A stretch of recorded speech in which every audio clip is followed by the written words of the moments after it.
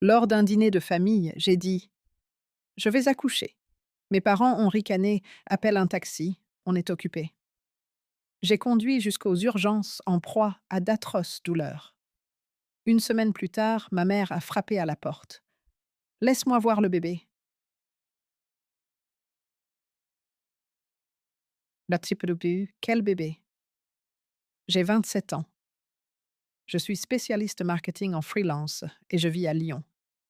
Mon mari Henri a 29 ans et travaille comme ingénieur logiciel senior.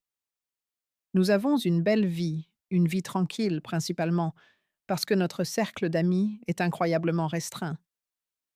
Mais s'il y a une chose que vous devez savoir sur moi avant que je ne plonge dans le cauchemar qui a fait voler en éclats toute ma réalité, c'est ceci: j'ai grandi en étant l'enfant de verre. Si vous n'êtes pas familier avec ce terme, cela signifie essentiellement que j'étais l'invisible. J'étais l'enfant solide et indépendante qui ne demandait jamais d'aide, ce qui a rendu très facile pour mes parents de concentrer chaque once de leur énergie, de leur argent et de leur affection sur ma sœur cadette Valérie. Valérie a 25 ans, mais aux yeux de mes parents. Mais elle pourrait être une princesse fragile et sans défense, pour qui il faut dérouler le tapis rouge à chaque fois qu'elle respire. C'était un vendredi soir de fin septembre. J'étais très enceinte à exactement 3 semaines de mon terme. Mon mari Henri était coincé au centre-ville dans son entreprise. Il procédait à une migration massive de serveurs, une de ces urgences technologiques où personne ne rentre chez soi tant que l'écran clignote en rouge. J'ai donc fait seul le trajet de 25 minutes jusqu'à Écully pour assister à un dîner de famille chez mes parents. Je ne voulais pas y aller. Chaque instinct de mon corps me disait de rester à la maison, de commander à emporter et de reposer mes chevilles enflées. Mais ma mère, Béatrice, m'avait appelé sans relâche toute la semaine. Elle insistait sur le fait que je devais être là, car Valérie amenait son nouveau petit ami Dominique pour la première fois à la famille. Dominique avait 32 ans, conduisait une voiture qui coûtait plus cher que mes études supérieures et ne cessait de parler de sa start-up dans la tech. Il était exactement le genre d'homme que mes parents idolâtraient. Mon père Grégoire et ma mère Béatrice ont toujours été obsédés par les apparences. Ils vivaient dans une belle maison de banlieue, mais ils se serraient la ceinture à l'extrême pour maintenir cette façade de richesse. Ils voyaient Valérie comme leur ticket d'or et Dominique était le jackpot. Entrer dans cette salle à manger, c'était comme entrer dans une pièce de théâtre où tout le monde surjouait. La table était mise avec le service en porcelaine de Limoges de ma mère, celui qu'elle ne sortait que pour les grandes occasions ou quand elle voulait impressionner quelqu'un de fortuné. Il y avait un énorme rôti de bœuf au centre, entouré de bols de purée de pommes de terre et de haricots verts. Dominique était assis en bout de table, bien sûr, avec une expression suffisante et un blazer qui semblait trop serré à ses épaules. Valérie était collée à lui, rayonnant littéralement de suffisance. Mes parents se penchaient, buvant chaque parole de Dominique comme s'il distribuait des tickets de loterie gagnants. J'ai pris ma place tranquillement au bout de la table. Je me sentais déjà épuisée. Une douleur profonde et lourde s'installant dans le bas de mon dos, mais j'ai affiché un sourire poli. Je connaissais mon rôle. J'étais juste un personnage de fond. Dominique était au milieu d'un long monologue arrogant sur sa stratégie de financement initiale et sa valorisation projetée à 1 million d'euros. Mon père hochait vigoureusement la tête, posant des questions qui semblaient douloureusement répétées, essayant désespérément de paraître un investisseur avisé plutôt qu'un cadre moyen noyé sous les crédits à la consommation. J'ai bu de l'eau, sentant une étrange contraction m'enserrer l'estomac. Je l'ai ignoré. Ce sont juste des contractions de Braxton Hicks, me suis-je dit. Un faux travail. Ça devait être ça. J'étais en avance de 3 semaines. Mais au fil des minutes, la contraction ne s'est pas estompée. Elle s'est intensifiée. J'ai regardé ma mère verser un verre de vin cher à Dominique riant trop fort à une blague qui n'était même pas drôle.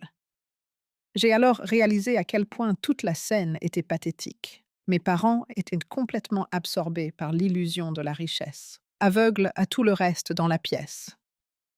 Je ne savais pas encore que leur obsession pour le compte en banque de Dominique allait leur coûter leur fille et le seul petit enfant qu'ils auraient jamais. La première vraie contraction a frappé juste au moment où ma mère commençait à servir la purée. Ce n'était plus une douleur sourde, c'était une bande de douleurs aiguës et distinctes qui irradiait du bas de mon dos jusqu'à l'avant. J'ai tressailli agrippant le bord de la lourde table en chêne. J'ai pris une profonde et lente inspiration, essayant de respirer à travers l'inconfort, en espérant que personne ne le remarquerait. Je ne voulais pas faire de scène. Des décennies de conditionnement m'avaient appris qu'interrompre les moments spéciaux de Valérie était un péché capital dans la maison de Béatrice et Grégoire. Dominique parlait toujours. Il ne s'était pas arrêté depuis au moins 15 minutes. Maintenant, il parlait de capital risque et de business angels, lançant un jargon technologique que je savais pour sûr que mes parents ne comprenaient pas. Pourtant, ils étaient là, hochant la tête avec de grands yeux avides. Valérie traçait des cercles sur l'avant-bras de Dominique, l'air incroyablement satisfaite d'elle-même. L'odeur du rôti de bœuf, qui d'habitude me mettait l'eau à la bouche, me donnait soudain la nausée. La pièce semblait avoir gagné 10 degrés. Donc, la scalabilité de la plateforme est essentiellement infinie, se vantait Dominique prenant une lente gorgée de son vin. Une fois que nous aurons sécurisé ce prochain tour de financement, ce qui est pratiquement garanti, nous envisageons un déploiement national d'ici le 3e trimestre. C'est tout simplement incroyable, Dominique, dit mon père, la voix dégoulinant d'admiration. Valérie nous avait dit que vous étiez brillant. Mais voir votre vision, c'est vraiment inspirant. Une autre contraction. Celle-ci était plus forte, exigeant toute mon attention. J'ai bougé sur ma chaise, pressant ma main contre mon ventre. Un faible grognement m'a échappé avant que je puisse le retenir. La tête de ma mère s'est vivement tournée vers moi. Ses yeux se sont rétrécis en 2 fentes acérées. Elle n'a pas demandé si j'allais bien. Elle n'a pas regardé mon ventre très rond. Au lieu de ça, elle s'est penchée sur la table et a sifflé dans un murmure rauque. « Pénélope, s'il te plaît. Tu ne peux pas arrêter de gigoter 5 minutes. » Dominique est en train d'expliquer son modèle économique. Je laisse regarder fixement la douleur temporairement éclipsée par une vague de pure incrédulité. Je transpirais. Mon visage était complètement rouge et j'étais clairement en détresse physique. Mais tout ce qui l'importait, c'était que je créais une distraction. J'ai dégluti difficilement, me forçant à hocher la tête. J'ai intériorisé la douleur, serrant mes lèvres si fort qu'elles en sont devenues insensibles. C'était exactement comme quand j'avais 10 ans et que je m'étais cassé le bras en tombant de vélo, mais que mes parents m'avaient fait attendre 4 heures pour aller aux urgences parce que Valérie était à un spectacle de danse et qu'il ne pouvait absolument pas manquer son solo. Ma douleur était toujours un inconvénient. Mes besoins étaient toujours secondaires. Les contractions venaient plus vite maintenant, peut-être toutes les 10 minutes. Je gardais les yeux fixés sur mon assiette, regardant la sauce se figer sur la viande. Le tic-tac de l'horloge du couloir sonnait comme un marteau dans mes oreilles, complètement désynchronisé avec le bourdonnement sans fin de Dominique. J'ai attrapé mon téléphone sur mes genoux, mes mains tremblant légèrement. J'ai tapé un texto rapide à Henri. Je crois que ça arrive. Les contractions commencent. Je vais essayer de partir bientôt. Mais je savais qu'il ne le verrait peut-être pas avant des heures. Il était au fond de la salle des serveurs, son téléphone probablement en silencieux. J'étais seule dans une pièce remplie de mes propres parents de sang, et je ne m'étais jamais sentie aussi isolée de toute ma vie. J'ai regardé ma sœur, espérant une once d'empathie, peut-être un regard sororal de préoccupation. Mais Valérie a juste levé les yeux au ciel, clairement agacée que je respire trop fort et que je gâche l'esthétique de son dîner parfait. L'agonie physique montait, mais la prise de conscience psychologique était pire. J'étais assise à une table avec des étrangers qui partageaient simplement mon ADN. Le moment où tout a volé en éclats, est arrivé exactement 5 minutes plus tard. Dominique était au milieu d'une phrase parlant de son portefeuille d'actions quand un pop, soudain et sans équivoque, a résonné dans mes oreilles, suivi immédiatement d'un flot chaud de liquide qui a traversé ma robe de maternité et a imbibé le tissu de la chaise. Je venais de perdre les os. Juste là, en plein milieu du dîner de rôti de bœuf. La panique froide et vive m'a transpercé la poitrine. Ce n'était pas un faux travail. C'était réel et ça arrivait avec 3 semaines d'avance. J'ai reculé brusquement ma chaise. Les pieds en bois ont raclé bruyamment le parquet, un son dur et violent qui a complètement coupé Dominique. Tous les regards se sont tournés vers moi. Mais qu'est-ce que tu fabriques, Pénélope? A cassé ma mère, son visage tordu de dégoût. Tu rayes le parquet. Je me suis levée agrippant le dossier de la chaise si fort que mes jointures sont devenues blanches. Une autre contraction m'a frappée si violente qu'elle m'a presque fait plier les genoux. J'ai regardé mes parents, ma voix tremblante, mais assez forte pour commander la pièce. Je vais accoucher, ai-je dit. Je viens de perdre les os. Les contractions sont rapprochées. Je dois aller à l'hôpital tout de suite. Pendant une fraction de seconde, il y eut un silence de mort. Je m'attendais à la réaction normale. Je m'attendais à ce que mon père bondisse, attrape les clés de la voiture et m'aide à aller à la porte. Je m'attendais à ce que ma mère prenne mon sac d'hôpital dans ma voiture et dise à Valérie et Dominique qu'ils devraient finir le dîner seuls. C'est ce que fait une famille. C'est ce que font les êtres humains. Au lieu de cela, mon père s'est adossé à sa chaise, a croisé les bras sur sa poitrine et a poussé un lourd soupir irrité. Ma mère a laissé tomber sa fourchette sur son assiette en porcelaine avec un grand fracas. Elle m'a regardé non pas avec inquiétude, mais avec une fureur pure et sans mélange. Tu te moques de moi, là, a-t-elle exigé. En plein milieu du dîner, Dominique arrive juste à la partie la plus importante de sa présentation. J'ai cligné des yeux, la douleur dans mon abdomen momentanément éclipsée par le choc total de ses paroles. Maman, je suis en train d'accoucher. Le bébé arrive en avance. Henri est coincé au travail et injoignable. J'ai besoin que l'un de vous m'emmène à l'hôpital de la Croix-Rousse.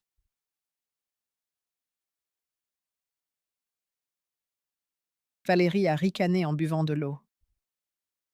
Oh mon Dieu, Pénélope, tu fais toujours ça. Il faut toujours que tu sois le centre de l'attention, n'est-ce pas? Tu ne pouvais pas attendre 2 heures qu'on ait fini le dessert. J'ai senti une vague de nausées vertigineuses. Attendre 2 heures. Valérie, c'est un bébé mais pas un colis en livraison programmée. Je ne peux pas contrôler ça.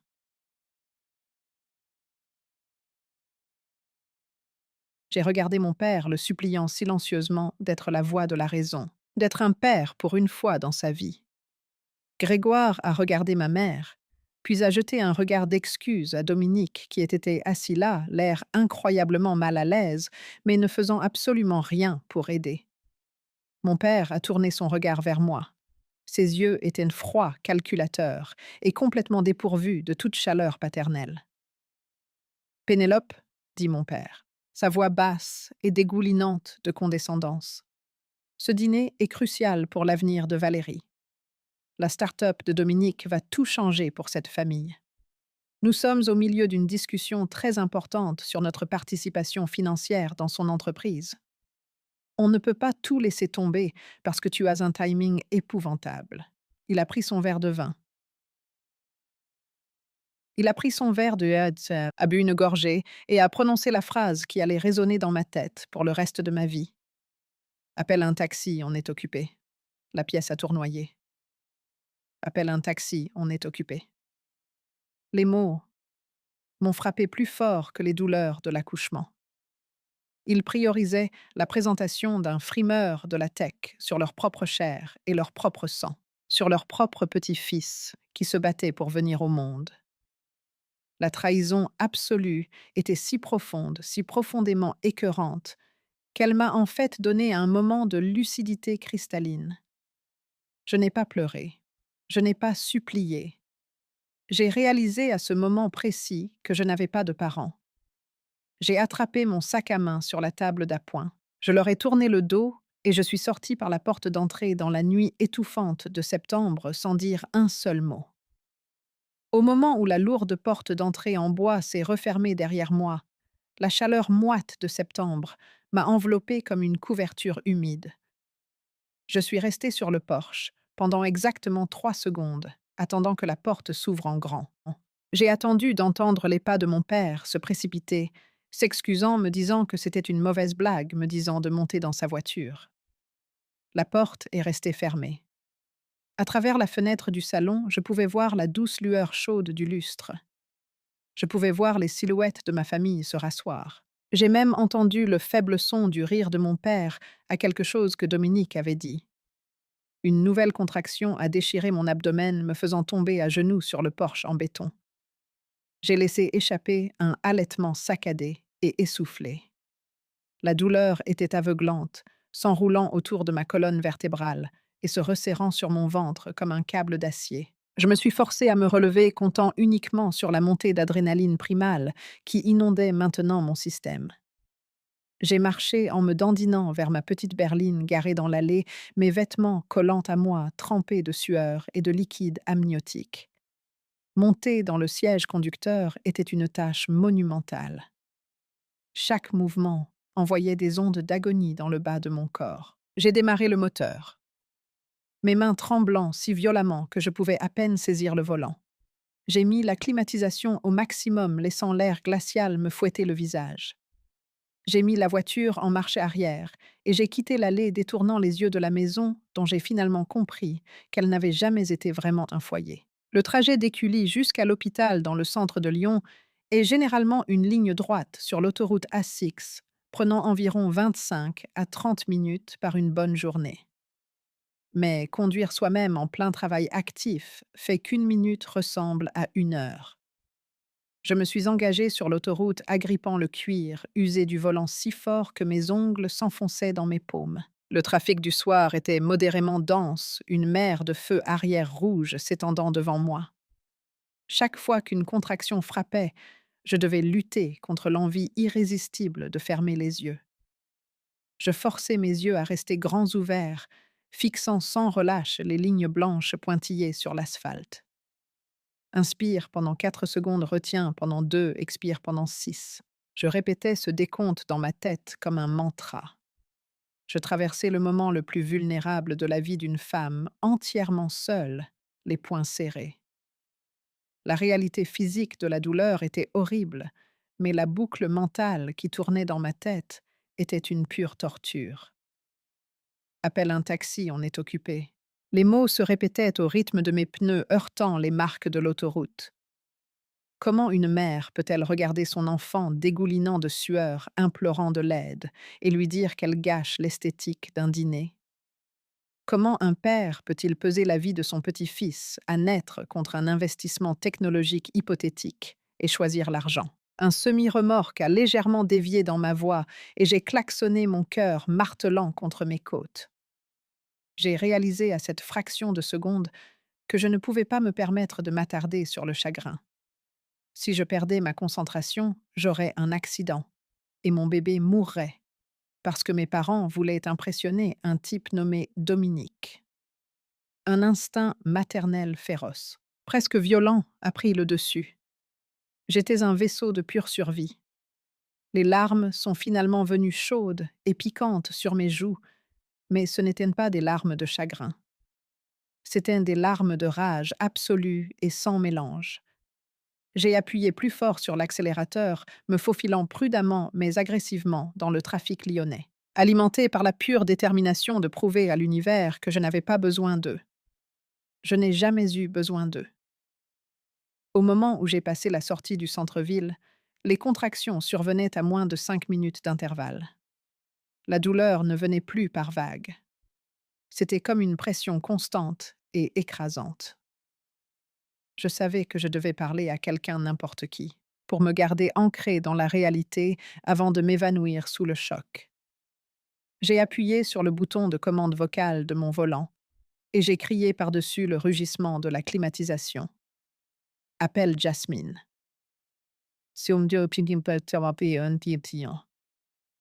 Jasmine était ma meilleure amie. Nous nous sommes rencontrés à l'université et elle a été la sœur que Valérie n'a jamais été pour moi. Le téléphone a sonné 2 fois avant qu'elle ne décroche. Salut Pénélope, quoi de neuf a-t-elle répondu, sa voix joyeuse, accompagnée du bruit de fond d'une télévision. Jasmine, ai-je haleté, une autre contraction saisissant mes cordes vocales. Je suis en train d'accoucher. Je conduis sur la Six. Je suis presque à l'hôpital. Il y eut un grand bruit à l'autre bout du fil. Il y eut un grand bruit, comme si elle avait laissé tomber son téléphone, suivi d'un brouhaha furieux. Tu es folle. Pourquoi tu conduis? Où est Henri? Où sont tes parents? Tu devais être chez eux pour dîner. Henri est coincé au travail. Son téléphone est éteint. Ai-je haleté, déviant légèrement, alors qu'un spasme me tordait le bas du dos. Mes parents. Jasmine. Mes parents ont refusé de m'emmener. Ils m'ont dit d'appeler un taxi parce que j'interrompais la présentation de Dominique.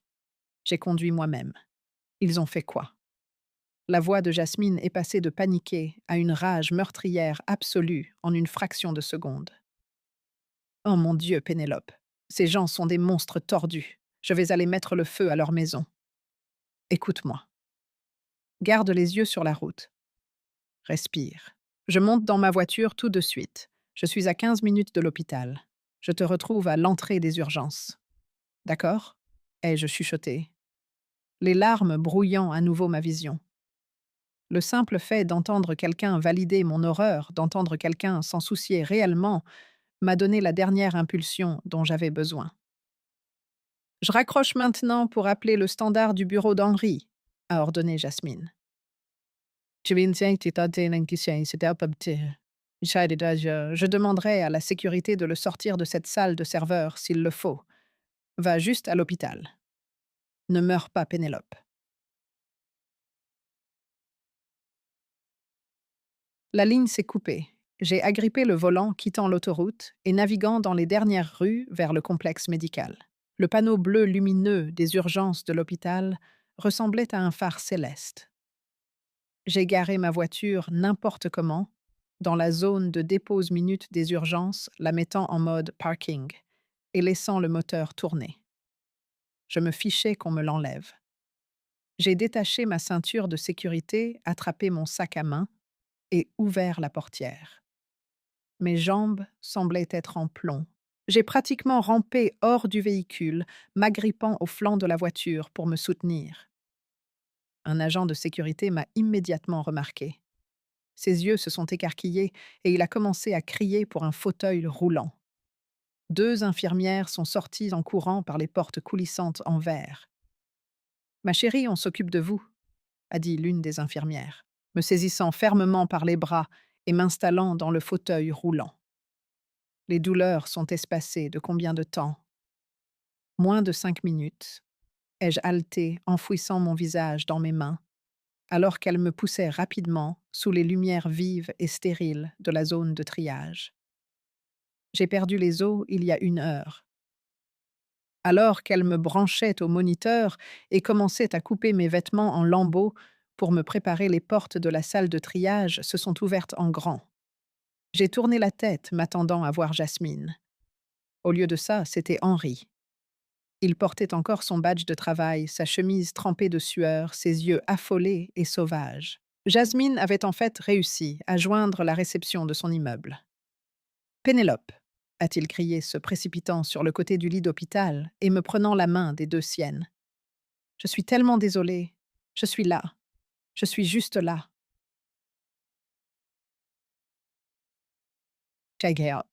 J'ai regardé mon mari, sa poitrine se soulevant alors qu'il essayait de reprendre son souffle, des larmes brillant dans ses yeux de pure peur pour moi. J'ai serré sa main, une immense vague de soulagement submergeant la douleur physique.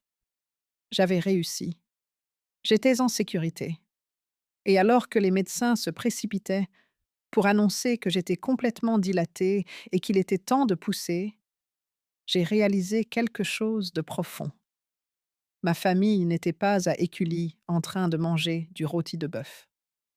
Ma famille était ici, me tenant la main. Si vous appréciez l'histoire jusqu'à présent, veuillez prendre un moment pour cliquer sur le bouton j'aime de cette vidéo, vous abonner à la chaîne et laisser un commentaire ci-dessous avec le nom de la ville où vous vivez en ce moment. Chaque commentaire aide à diffuser cette vidéo à plus de personnes qui aiment les drames familiaux fous. Merci beaucoup pour votre soutien. Revenons-en à l'histoire. Les 4 heures suivantes furent un flou d'agonie intense et pris mal de crises et de lumière chirurgicale vive. L'accouchement est un processus incroyablement violent, un abandon complet de votre corps physique. Mais avoir Henri à mes côtés a changé toute l'atmosphère de la pièce.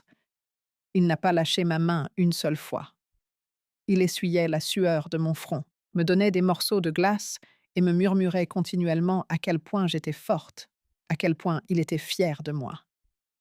Jasmine est arrivée peu de temps après qu'on m'ait installée dans la salle d'accouchement, se tenant juste devant la porte, envoyant des textos réguliers à Henri pour ne pas déranger les médecins.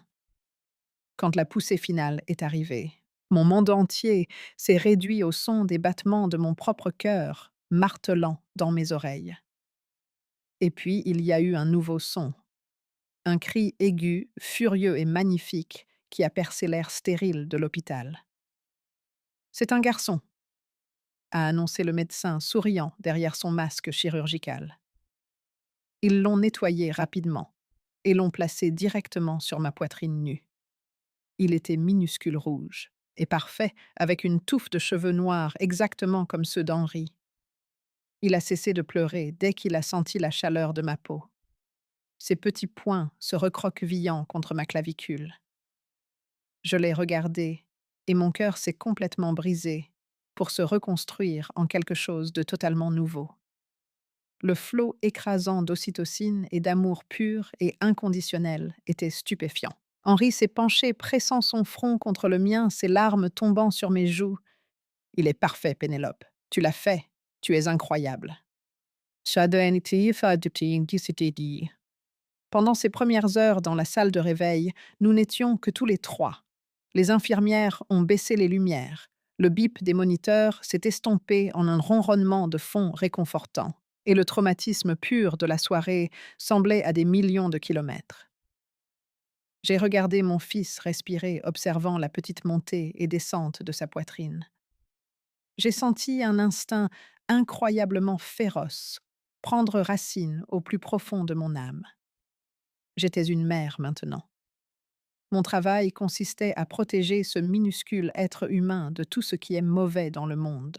Et alors que cette pensée me traversait l'esprit, l'image de la salle à manger de mes parents a flashé derrière mes paupières. L'odeur du rôti de bœuf, le tintement des verres de vin, le ricanement sur le visage de mon père, alors qu'il me disait d'appeler un taxi. J'ai regardé mon bébé innocent.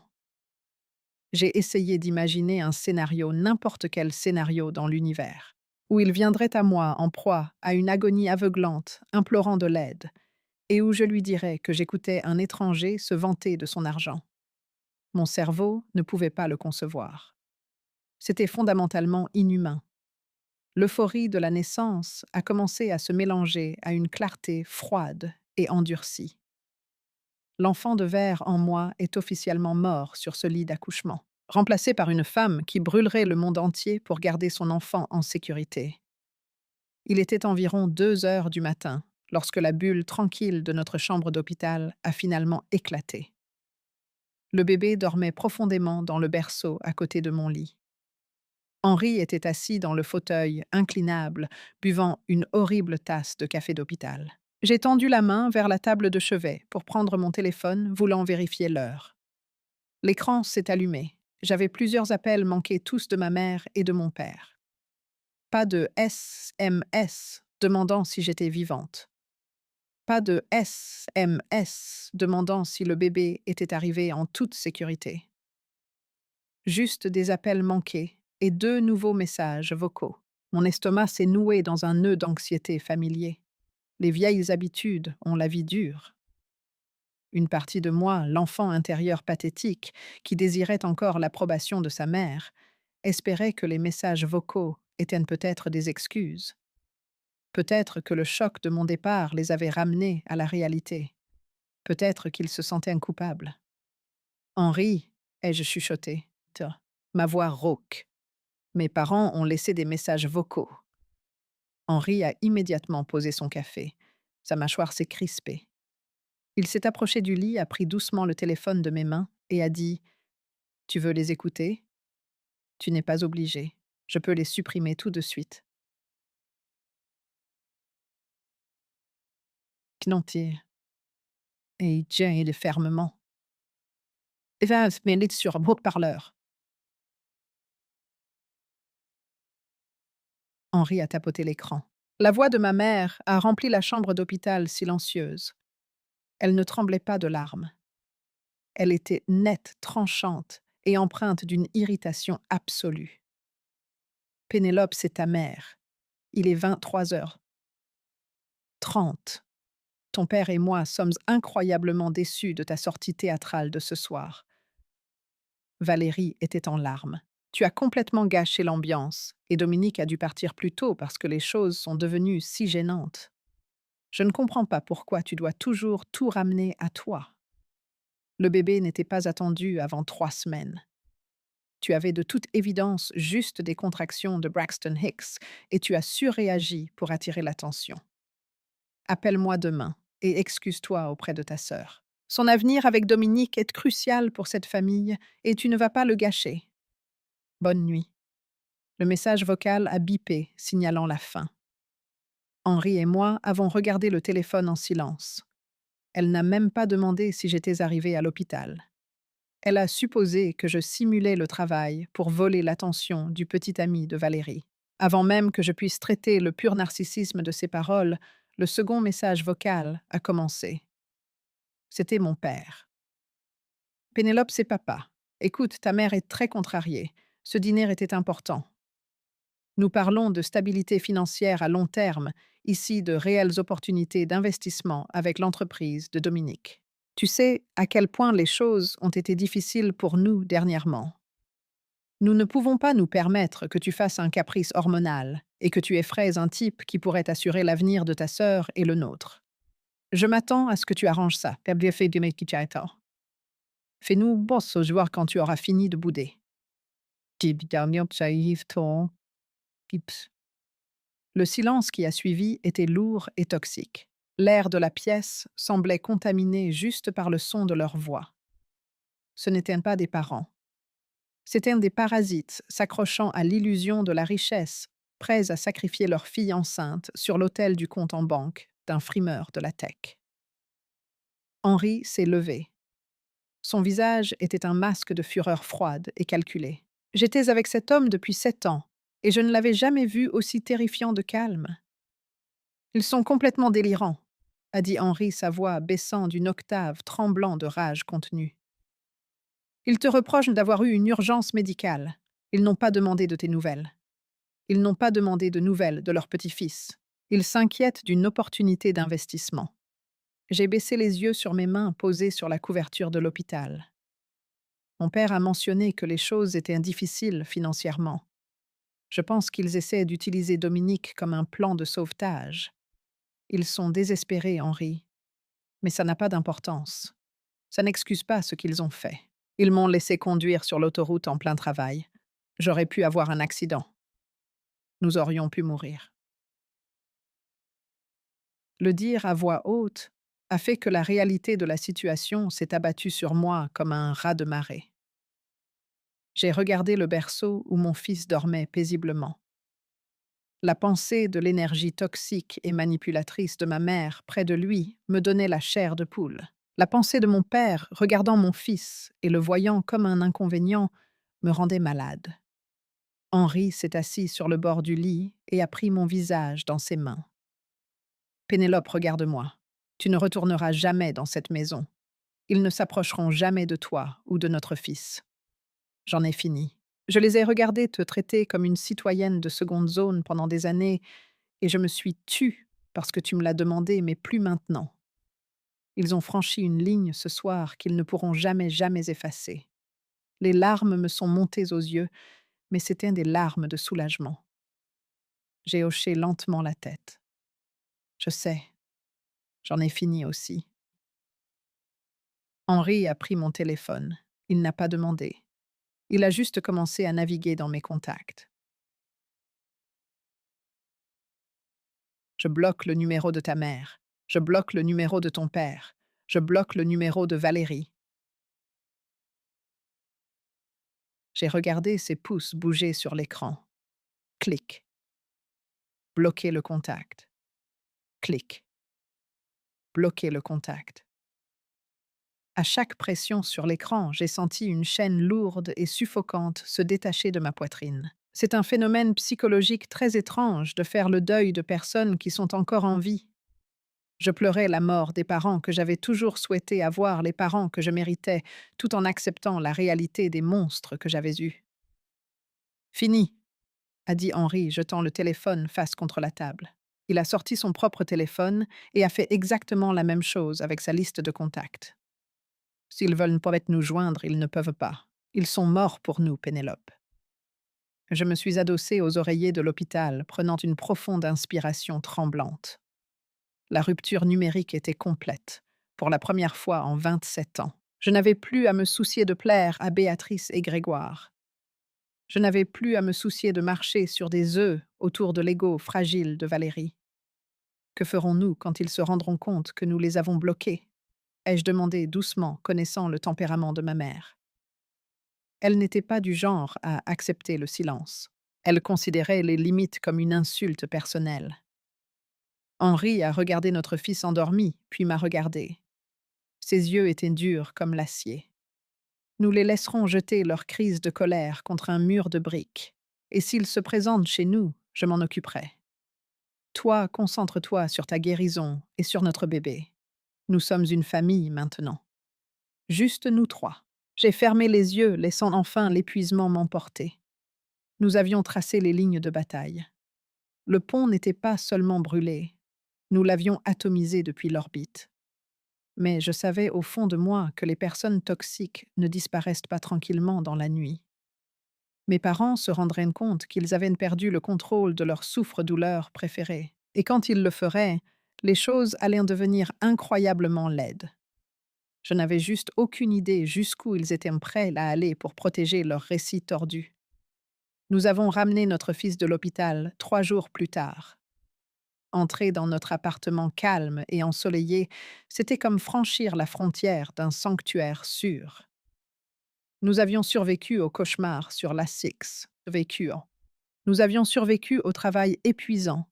Et surtout, nous avions survécu à la prise de conscience que ma famille biologique était complètement moralement en faillite. La récupération physique de l'accouchement est déjà assez difficile en soi. Votre corps est épuisé.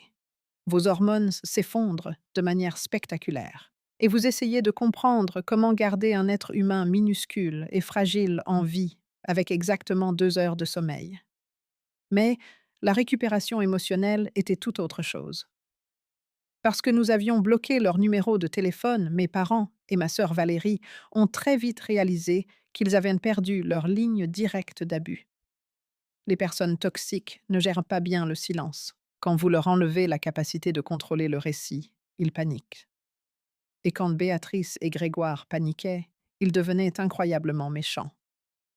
Comme ils ne pouvaient ni appeler ni envoyer de SMS pour exiger des excuses pour avoir gâché leur dîner, ils se sont tournés vers la seule avenue qui leur restait Internet. Cela a commencé un mardi après-midi.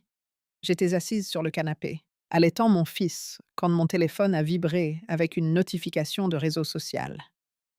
Quelqu'un avait commenté une photo publique que j'avais postée il y a des mois.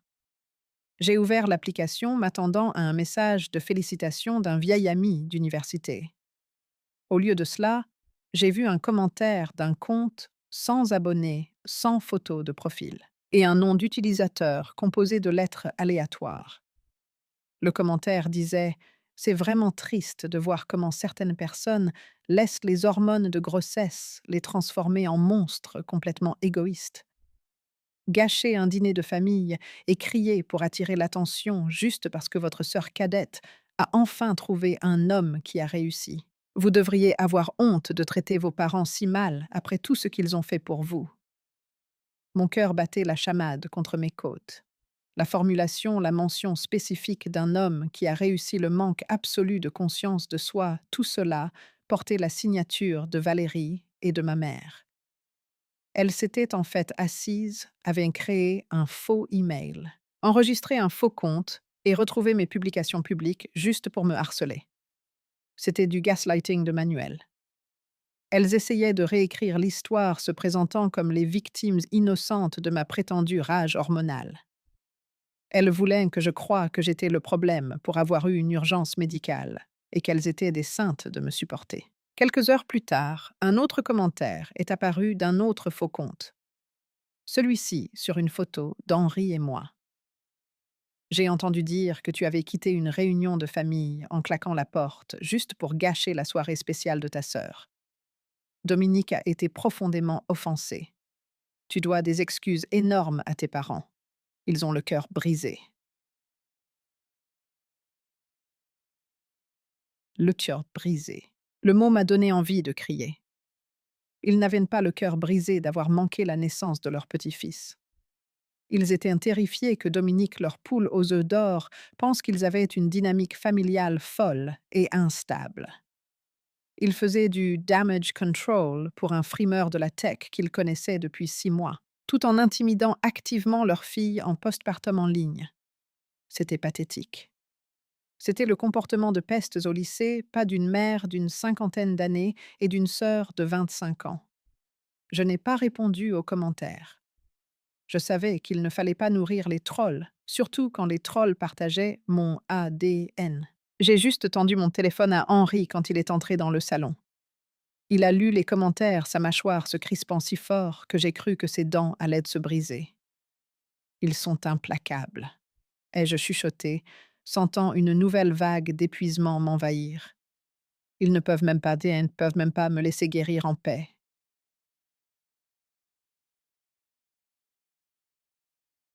Henri n'a pas dit un mot. Il a juste pris mon téléphone, s'est assis à son ordinateur portable et s'est mis au travail. Être ingénieur logiciel a ses avantages. Il a passé les 2 heures suivantes à verrouiller méticuleusement chacun de mes comptes de réseaux sociaux. Il a changé les paramètres de confidentialité au maximum absolu, ce qui signifie que seules les personnes que j'approuvais manuellement pouvaient même voir mon nom dans une barre de recherche. Il a bloqué par IP les faux comptes, a supprimé les commentaires méchants, puis a fait exactement la même chose avec ses propres profils. C'est fini, a dit fermement Henri, me rendant mon téléphone. Ils n'ont aucun accès à notre empreinte numérique. N'ont aucun accès à notre... Ils ne peuvent pas voir de photos. Ils ne peuvent pas laisser de commentaires. Ils ne peuvent même pas envoyer un pigeon voyageur via ces applications. Tu es en sécurité, Pénélope. Je te promets qu'ils ne peuvent pas t'atteindre ici.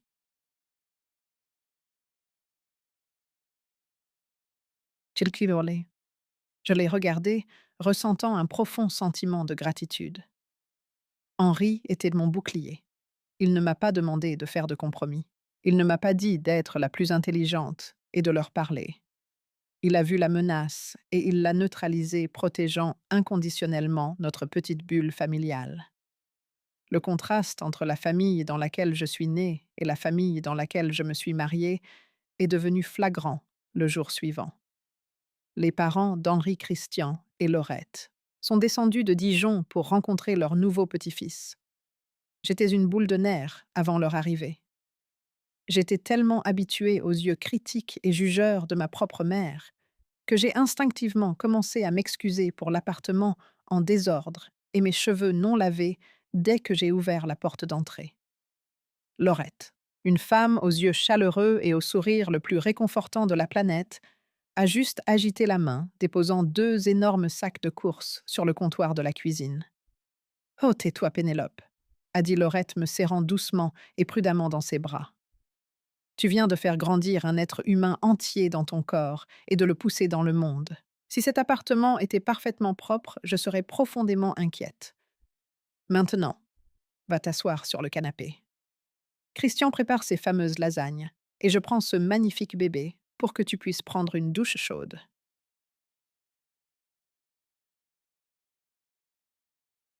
Christian, un homme calme et solide, qui sentait toujours légèrement le bois de cèdre, m'a donné un baiser sur le front et s'est immédiatement dirigé vers la cuisine, nouant un tablier autour de sa taille. En 20 minutes, l'odeur d'ail et de tomates a rempli notre maison, remplaçant l'anxiété persistante par une chaleur pure. Quand ma meilleure amie Jasmine est venue plus tard dans la soirée, apportant une boîte de pâtisserie fine, l'image de ma vraie famille était complète. Nous étions assis dans le salon mangeant des lasagnes chaudes, pendant que Christian berçait doucement mon fils endormi dans le fauteuil. Laurette m'a demandé comment je me sentais physiquement, écoutant activement mes réponses, sans jamais essayer de ramener la conversation à elle-même. Jasmine nous a fait rire aux éclats, racontant des histoires ridicules sur ses collègues. Il n'y avait pas de tension. On ne marchait pas sur des œufs. Personne n'essayait d'impressionner qui que ce soit avec une fausse richesse ou un jargon technologique. J'ai regardé autour de moi, observant ces gens m'aimer, moi et mon fils, sans aucune condition, sans aucune arrière-pensée. J'ai alors réalisé que la famille n'est pas une obligation biologique. La famille est une action. Ce sont les gens qui sont là pour vous quand vous êtes terrifiés et en douleur. Ce sont les gens qui célèbrent votre joie sans essayer de voler la vedette. Mes parents avaient passé toute ma vie à me faire sentir que je devais gagner ma place à leur table. Christian, Laurette, Jasmine et Henri ont juste tiré une chaise et m'ont tendu une assiette. Le fantôme de la trahison de Béatrice et Grégoire était toujours là, tapi dans l'ombre de mon esprit, mais la chaleur de ce salon le brûlait lentement. Je me suis endormie cette nuit-là en me sentant complètement comblée. Mais l'univers a une drôle de façon de tester vos limites, juste au moment où vous pensez avoir enfin construit un mur assez haut. Christian et Laurette sont restés avec nous pendant 3 jours merveilleux et paisibles, avant de devoir retourner à Dijon. Leur départ a laissé un silence tranquille dans notre appartement, mais c'était un silence confortable. Henri et moi commencions enfin à trouver un rythme avec le bébé. La campagne de diffamation numérique s'était complètement arrêtée, grâce aux paramètres de confidentialité impénétrables d'Henri. Je commençais réellement à croire que le pire était passé. Je pensais que mes parents, réalisant qu'ils avaient été entièrement exclus, avaient finalement abandonné et étaient retournés à leur vie pathétique et obsédés par le statut à éculie. J'étais incroyablement naïve. C'était un samedi matin. Henri était dans la cuisine en train de préparer du café et j'étais assise sur le tapis du salon, faisant quelques étirements doux pendant que le bébé dormait dans sa balancelle. L'appartement était calme. Et puis la sonnette a retenti. Ce n'était pas un simple carillon poli. C'était 3 sonneries rapides et agressives d'affilée. Le genre de sonnerie qui exige une attention immédiate. Henri a arrêté de verser le café.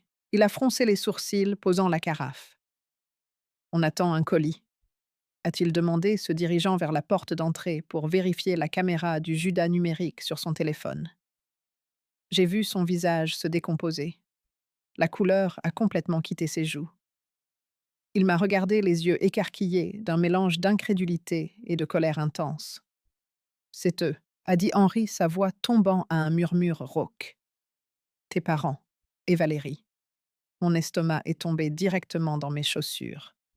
L'adrénaline a parcouru mes veines si vite que mes mains sont devenues instantanément froides. Je me suis relevée du tapis, mon cœur martelant un rythme frénétique contre mes côtes. Je me suis approchée d'Henri et j'ai regardé l'écran de son téléphone. Ils étaient là, debout sur notre paillasson. Mon père Grégoire portait un polo impeccable, regardant le couloir comme s'il inspectait un hôtel qu'il envisageait d'acheter. Valérie se tenait légèrement derrière lui, faisant défiler son téléphone, l'air incroyablement ennuyé. Et ma mère Béatrice se tenait au premier plan. Elle tenait une grappe de ballons bleus brillants et bon marché qui disait « C'est un garçon » et un petit sac cadeau emballé à la hâte. Ils avaient un l'air complètement décontracté. Ils ressemblaient à une famille normale et heureuse, venant pour une visite de week-end. L'audace pure de la chose m'a donné le vertige. Ils m'avaient ignoré alors que j'étais dans une douleur atroce. Ils m'avaient dit d'appeler un taxi. Ils avaient laissé des messages vocaux m'accusant d'avoir gâché leur dîner. Ils avaient passé des jours à me harceler sur Internet avec de faux comptes. Et maintenant, parce que la porte numérique leur avait été claquée au nez, ils avaient le culot de descendre à Lyon et de se présenter à ma porte physique avec 5 € de ballon à l'hélium en s'attendant à être accueillis. N'ouvre pas, a dit fermement Henri, s'assurant que le pen dormant était verrouillé. Je vais leur dire par le haut-parleur de la caméra de partir ou j'appelle la police.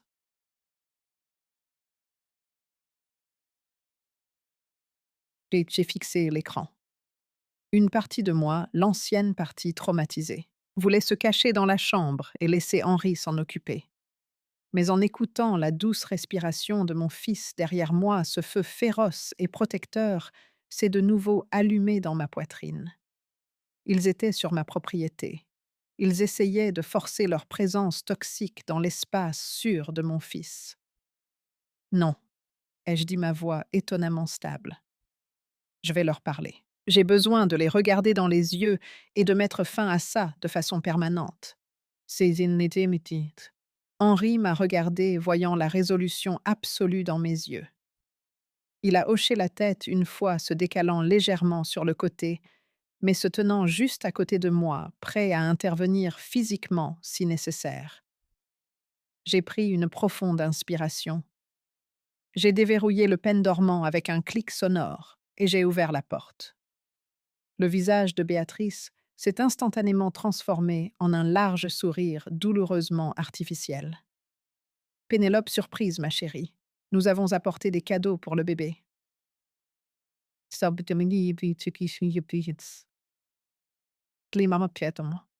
A fait un pas en avant. Béatrice s'est arrêtée, son faux sourire vacillant légèrement en réalisant que je n'allais pas bouger. Eh bien, laisse-nous entrer, Pénélope. Il fait chaud ici dans le couloir. Où est mon magnifique petit-fils? Vous n'entrez pas, ai-je dit. Ma voix était basse, plate, et complètement dépourvue d'émotion. Grégoire a poussé un soupir exaspéré bombant le torse. Pénélope, assez de ces bêtises enfantines. Tu as bloqué nos numéros, ce qui était incroyablement immature. Nous avons fait tout ce chemin pour faire la paix. Nous avons apporté des cadeaux. Arrête d'être dramatique et ouvre la porte. Faire la paix. Henri est intervenu, sa voix dangereusement vive. Vous avez laissé votre fille se rendre seule aux urgences alors qu'elle était en plein travail, parce que vous vouliez finir de manger du rôti de bœuf. Vous n'avez pas le droit d'apporter des ballons bon marché et de faire comme si tout allait bien. Valérie a finalement levé les yeux de son téléphone, levant les yeux au ciel de cette manière classique et condescendante qui lui est propre. Oh mon Dieu, Henri, vous êtes tellement obsédé par le fait de jouer les victimes. Elle avait largement le temps d'arriver à l'hôpital. Dominique était en plein milieu d'une proposition commerciale. C'était un mauvais timing, c'est tout. Remettez-vous-en. J'ai regardé ma sœur, réalisant que je ne ressentais absolument plus rien pour elle. Pas de rivalité fraternelle, pas de ressentiment, juste un pur dégoût clinique. Je ne joue pas à la victime, Valérie, ai-je dit d'un ton égal. Je pose juste une limite. Vous trois, vous êtes un cancer. Vous êtes obsédés par l'argent et le statut. Et vous m'avez montré exactement ce que ma vie vaut pour vous. Elle vaut moins que la présentation d'un frimeur de la tech.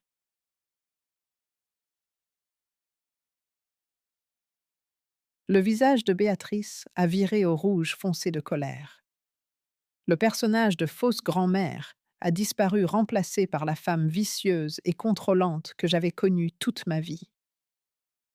Comment oses-tu nous parler comme ça? A craché Béatrice, pointant un doigt manucuré vers mon visage. Nous sommes tes parents, nous t'avons élevé. Nous avons tout à fait le droit de voir cet enfant. Tu nous empêches légalement de voir notre petit-fils.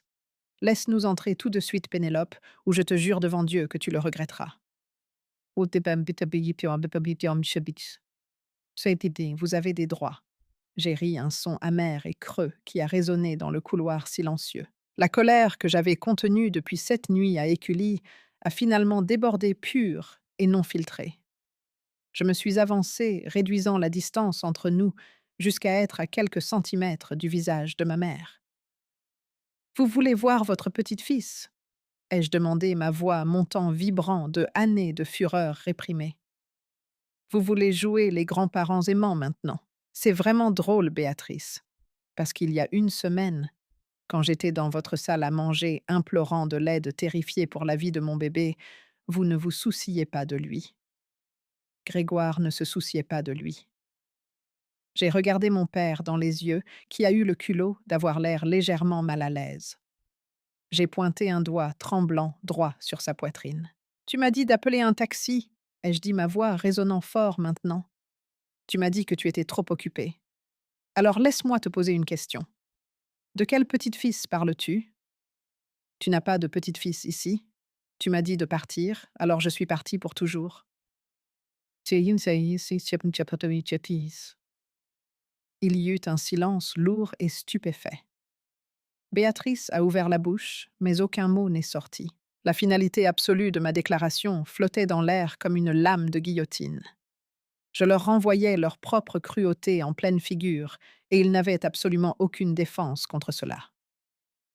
Vous l'avez entendu, a dit Henri s'avançant et posant une main protectrice sur mon épaule. Vous n'avez pas de famille ici. Prenez vos cochonneries et partez. Si jamais vous vous présentez de nouveau à cet appartement, ou si vous essayez de contacter ma femme, à nouveau, j'appelle la police de Lyon et je vous fais arrêter pour violation de domicile et harcèlement. Je ne vous le demande pas, je vous l'ordonne. Grégoire a regardé Henri, puis m'a regardé. Il a ouvert la bouche pour argumenter, mais le regard dans les yeux d'Henri était létal. Mon père a dégluti difficilement à attraper le bras de ma mère et l'a tiré en arrière. Très bien, a marmonné Grégoire, le visage pâle. Si tu veux ruiner cette famille pour un malentendu, c'est ton problème, Pénélope. Il bias tombé le sac cadeau par terre. Valérie a tourné les talons et a pratiquement couru vers l'ascenseur, ne voulant rien avoir à faire avec la confrontation maintenant qu'elle réalisait que nous ne reculions pas. Béatrice m'a jeté un dernier regard, un regard de pur venin avant de les suivre. Je n'ai pas attendu que les portes de l'ascenseur se ferment. J'ai attrapé la poignée de la porte. Je suis rentrée à l'intérieur et j'ai claqué la lourde porte en bois de toutes mes forces. J'ai tourné le pêne dormant. Clic. Le son de ce verrou se mettant en place était la plus belle musique que j'ai jamais entendue. Je me suis adossée à la porte, fermant les yeux, et j'ai laissé échapper une respiration massive et tremblante. Mes genoux semblaient faibles, mais mon âme se sentait plus légère qu'elle ne l'avait été en 27 ans. Le cordon était enfin définitivement coupé. Le temps est le grand égalisateur. Quand vous coupez les personnes toxiques de votre vie, vous réalisez combien de votre énergie quotidienne était drainée juste à essayer de survivre à leur chaos. Les mois qui ont suivi la confrontation sur notre porche ont été les mois les plus paisibles et les plus guérisseurs que j'ai jamais connus. Nous n'avons pas entendu un seul mot de Béatrice, Grégoire ou Valérie. La menace d'une intervention policière avait apparemment fonctionné. Henri et moi avons consacré toute notre énergie à élever notre fils, à construire nos carrières et à entretenir les relations qui comptaient vraiment. Mais le karma, comme on dit, a un sens du timing spectaculaire. C'était à la mi-avril, environ 7 mois après la naissance de mon fils. Je rencontrai Jasmine pour déjeuner dans un café du centre-ville. J'avais mon ordinateur portable ouvert, terminant une campagne marketing pour un client pendant que Jasmine sirotait un thé glacé de l'autre côté de la table. Alors, dit Jasmine, se penchant en avant avec cette lueur particulière dans les yeux qui signifiait qu'elle avait un potin de première qualité. J'ai croisé une ancienne voisine de tes parents à l'épicerie hier. Tu sais, Madame Dubois de la même rue. J'ai arrêté de taper, prenant une gorgée de mon café. Oh là là, quelles sont les nouvelles à Écully? Jasmine a posé son verre, son sourire s'élargissant en un sourire de pure vengeance. Pénélope, tout le château de cartes s'est effondré. Dominique, le frimeur arrogant de la tech, avec la valorisation à 1 million, était un imposteur complet. Je l'ai regardé fixement, mes sourcils se haussant. Un imposteur, qu'est-ce que tu veux dire? Je veux dire un vaporware, a expliqué Jasmine, vibrant presque d'excitation. Et ta start-up n'était que de la poudre aux yeux. Il n'avait aucune technologie propriétaire. Il prenait l'argent des investisseurs providentiels, se versait un salaire énorme et louait des voitures de luxe pour avoir l'air riche, alors que l'entreprise ne produisait absolument rien. Quand les investisseurs ont commencé à exiger des audits il y a quelques mois, tout a explosé. Il a déposé le bilan, a complètement abandonné Valérie et a quitté la ville pour éviter des accusations de fraude. Je me suis adossée à ma chaise traitant l'information. L'ironie était si épaisse qu'on aurait pu la couper au couteau. Mes parents avaient sacrifié leur relation avec moi pour vénérer l'autel d'un type qui était essentiellement un escroc. Waouh! Ai-je soufflé. Je veux dire, j'ai toujours su qu'il était plein d'air chaud, mais je ne pensais pas qu'il simulait littéralement toute l'entreprise. Valérie doit devenir folle. Oh, c'est bien pire, a dit Jasmine en baissant la voix. Et tu te souviens que ton père a mentionné que les choses étaient difficiles financièrement dans ce message vocal? Et comment il parlait d'opportunités d'investissement au dîner? Une froide prise de conscience m'a envahie. Non, dis-moi qu'ils ne l'ont pas fait. Si, a confirmé Jasmine, hochant la tête d'un air sombre. Selon Madame Dubois, tes parents ont réhypothéqué leur maison pour investir une somme énorme dans l'entreprise de Dominique comme capital d'amorçage. Ils pensaient entrer au rez-de-chaussée du prochain grand boom technologique. Quand Dominique a disparu, leur argent a disparu avec lui. Ils risquent la saisie de leur maison à Écully. Valérie a dû retourner vivre avec eux parce qu'elle est noyée sous les dettes de carte de crédit pour avoir essayé de suivre le train de vie de Dominique. Ils sont complètement ruinés, Pénélope, socialement et financièrement. Je suis restée assise en silence pendant que la serveuse déposait nos salades. Je pensais que je ressentirais une bouffée de joie malveillante. Je pensais que je voudrais célébrer leur chute. Mais honnêtement, tout ce que j'ai ressenti, c'était une pitié profonde et lourde. Ils étaient victimes de leur propre cupidité.